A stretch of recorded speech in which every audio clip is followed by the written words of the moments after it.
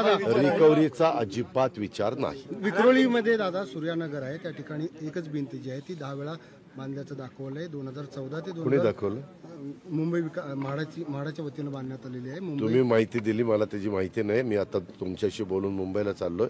गेल्यानंतर म्हाडाच्या संबंधितांना, वलसा नायर जे कोणी असतील त्यांना बोलून घेतो आणि त्यांना आम्ही मागच्या वेळेस आम्हाला मर्यादित वेळ होता, त्याच्यावर लाडकी बहिणाचं आम्हाला आधार कार्डशी लिंकअप करायचं होतं। ते दुर्दैवाने आम्हाला करता आलं नाही, कारण वेळ कमी होता।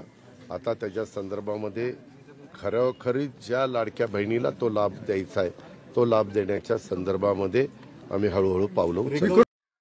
नमस्कार, मी प्रियांका नागने, आपल्या मराठी चॅनलवरती तुमचं सर्वांचं स्वागत आहे। रिकव्हरी बाबत अजित पवार यांनी मोठं वक्तव्य केलं आहे। रिकव्हरी बाबत कुठलाही विचार नाही असे अजित पवार यांनी स्पष्ट सांगितलं आहे। लाडकी बहीण बाबत अजित पवार यांनी सांगितलेलं आहे की रिकव्हरी बाबत कुठलेही विचार केले नाहीत, त्यांच्याकडे वेळ कमी होता, त्याच्यामुळे काही गोष्टी राहिल्या होत्या, पण आता ते चेक करणार आहेत असे अजित पवारांनी सांगितलेलं आहे। त्यामुळे लाडक्या बहिणींनो, तुमच्यासाठी अतिशय इथे आनंदाची बातमी आहे, कारण कोणतीही प्रकारची रिकव्हरी होणार नाही, रिकव्हरी बाबत कुठलाही विचार नाही केला असे त्यांनी सांगितलेलं आहे। त्यामुळे तुम्हाला लवकरात लवकर आता पैसे सुद्धा मिळणार आहेत। 7व्या हप्त्याचे जे पैसे वितरित करण्यास सुरुवात झाली आहे व 26 जानेवारीपर्यंत सर्व बहिणींना, जे पात्र महिला आहेत त्यांच्यापर्यंत हे पैसे सुद्धा मिळणार आहे।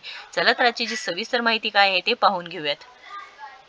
आम्ही मागच्या वेळेस आम्हाला मर्यादित वेळ होता, त्याच्यावर लाडकी बहिणाचं आम्हाला आधार कार्डशी लिंकअप करायचं होतं। ते दुर्दैवाने आम्हाला करता आलं नाही, कारण वेळ कमी होता। आता त्याच्या संदर्भामध्ये खरोखरी ज्या लाडक्या बहिणीला तो लाभ द्यायचा आहे, तो लाभ देण्याच्या संदर्भामध्ये आम्ही हळूहळू पावलं उचलतो।